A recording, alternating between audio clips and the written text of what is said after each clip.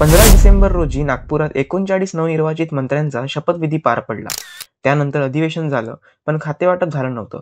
अखेर शनिवारी 21 डिसेंबरला अधिवेशनाच्या शेवटच्या दिवशी राज्य मंत्रिमंडळाचं खातेवाटप करण्यात आलं. नमस्कार मंडळी, आपण बघत आहात पॉलिटिकल कट्टा.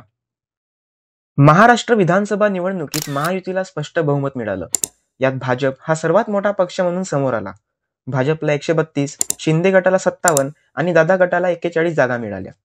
39 मंत्र्यांपैकी 33 हे कॅबिनेट मंत्री आहेत व 6 राज्यमंत्री आहेत. 3 मुख्य नेत्यांनी आधीच शपथ घेतली होती, म्हणजेच मंत्र्यांचा एकूण आकडा 42 इतका आहे. आता आपण प्रत्येक मंत्र्यांची नावे व त्यांना कोणती खाते भेटली आहे हे आपण सविस्तर पाहणार आहोत. मंत्र्यांच्या यादीत पहिल्या क्रमांकावर येतात देवेंद्र फडणवीस. देवेंद्र फडणवीस यांनी मुख्यमंत्री पदाची शपथ घेतली. यांच्याकडे गृह, ऊर्जा, न्याय व विधी, माहिती व जनसंपर्क खातं देण्यात आलं आहे.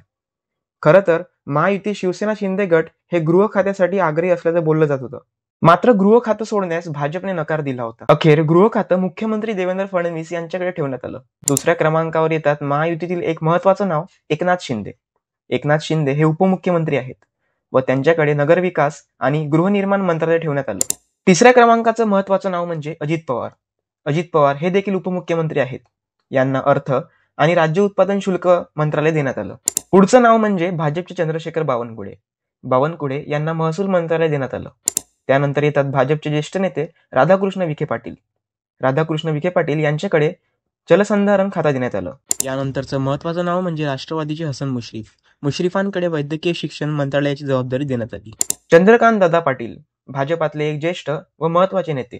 यांना उच्च व तंत्र शिक्षण खातं हे कायम ठेवण्यात आलं व त्याचबरोबर संसदीय कार्य देखील देण्यात आलं. यानंतर येतात भाजप पक्षातील संकटमोचन म्हणून ओळखले जाणारे गिरीश महाजन. महाजन यांना जलसंपदा खातं देण्यात आलं. पुढचं नाव म्हणजे भाजपचे गणेश नाईक. नाईक यांना वन मंत्रालयाची जबाबदारी देण्यात आली. त्यानंतर नाव येतो तो म्हणजे गुलाबराव पाटलांचा. गुलाबराव पाटील यांना पाणी पुरवठा आणि स्वच्छता खातं हे कायम ठेवण्यात आलं. दादा भुसे यांना शालेय शिक्षण मंत्रालयाची जबाबदारी देण्यात आली. तर संजय राठोड यांना जल आणि मृदा संवर्धन खातं देण्यात आलं. त्यानंतरचं सर्वात चर्चेतील नाव म्हणजे धनंजय मुंडे.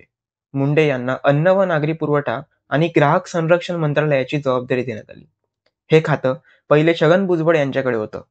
त्यानंतर येतात भाजपातले ज्येष्ठ नेते मंगलप्रभात लोढा.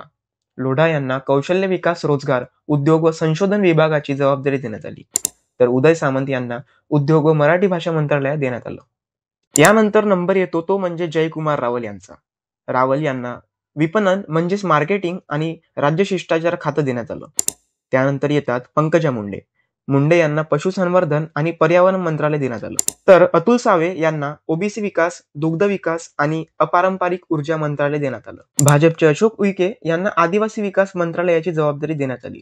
तर शिवसेना शिंदे गटाचे आमदार शंभूराज देसाई यांना पर्यटन व खान स्वातंत्र्य सैनिक कल्याण मंत्रालय देण्यात आलं. आशिष शेलार यांना माहिती व तंत्रज्ञान याचसोबत सांस्कृतिक कार्य खात्याची जबाबदारी देण्यात आली. पुढचं नाव म्हणजे राष्ट्रवादीचे दत्तात्रय भरणे. भरणे यांना क्रीडा व अल्पसंख्याक विकास विभाग देण्यात आलं व अदिती तटकरे यांच्याकडे महिला व बाल कल्याण मंत्रालय ठेवण्यात आलं. त्यानंतर येतात शिवेंद्रराजे भोसले. भोसले यांना सार्वजनिक बांधकाम, माणिकराव कोकाटे यांना कृषी, तर जयकुमार गोरे यांना ग्रामविकास आणि पंचायत राज मंत्रालयाची जबाबदारी देण्यात आली. दादा गटाचे नेते नरहरी झिरवाळ यांना अन्न व औषध प्रशासन देण्यात आलं. तर भाजपचे संजय सावकारे यांना वस्त्रोद्योग मंत्रालयाची जबाबदारी देण्यात आली. यानंतरचं नाव म्हणजे संजय शिरसाट. शिरसाट यांना सामाजिक न्याय विभागाचा कार्यभार देण्यात आलं. तर प्रताप सरनाईक यांच्याकडे परिवहन विभाग ठेवण्यात आलं. यानंतर नंबर येतो तो म्हणजे भरत गोगावले यांचा. गोगावले यांच्याकडे रोजगार हमी व फलोत्पादन मंत्रालयाची जबाबदारी देण्यात आली.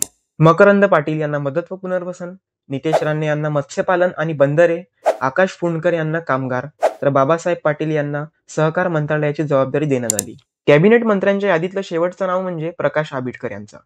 आंबेडकर यांना सार्वजनिक आरोग्य आणि कुटुंब कल्याण खात्याची जबाबदारी देण्यात आली. हे होते महायुती सरकारमधील 34 कॅबिनेट मंत्री. आता आपण 6 राज्यमंत्री व त्यांची खाते बघणार आहोत. पहिला क्रमांक येतो तो म्हणजे माधुरी मिसाळ यांचा. मिसाळ यांना सामाजिक न्याय, अल्पसंख्याक विकास व वैद्यकीय शिक्षण मंत्रालयाची जबाबदारी मिळाली. दुसऱ्या क्रमांकावर येतो तो म्हणजे आशिष जयस्वाल यांचं नाव. जयस्वाल यांना अर्थनियोजन आणि विधी व न्याय विभागाचा कार्यभार देण्यात आला. तिसऱ्या क्रमांकावर नाव येतो तो म्हणजे इंद्रनील नाईक यांचं. नाईक यांना उच्च आणि तंत्र शिक्षण आणि आदिवासी विकास मंत्रालय देण्यात आलं. चौथ्या क्रमांकावर भाजपचे मेघना बोर्डीकर यांना सार्वजनिक आरोग्य कुटुंब कल्याण विकास मंत्रालय देण्यात आलं. 5व्या नंबरवर नाव येतो तो म्हणजे योगेश कदम यांचा. कदम यांना गृहराज्य शहर देण्यात आलं. 6व्या नंबरचं नाव आहे पंकज भोयर. पंकज भोयर यांना गृहनिर्माण खातं देण्यात आलं. तर हे होते 6 राज्यमंत्री. तर मंडळी, ही माहिती तुम्हाला कशी वाटली आम्हाला कमेंट्समध्ये नक्की सांगा. व्हिडिओ आवडल्यास लाईक करा, शेअर करा व चॅनलवर नवीन असाल तर पॉलिटिकल कट्टा या यूट्यूब चॅनलला सबस्क्राईब करायला विसरू नका. धन्यवाद.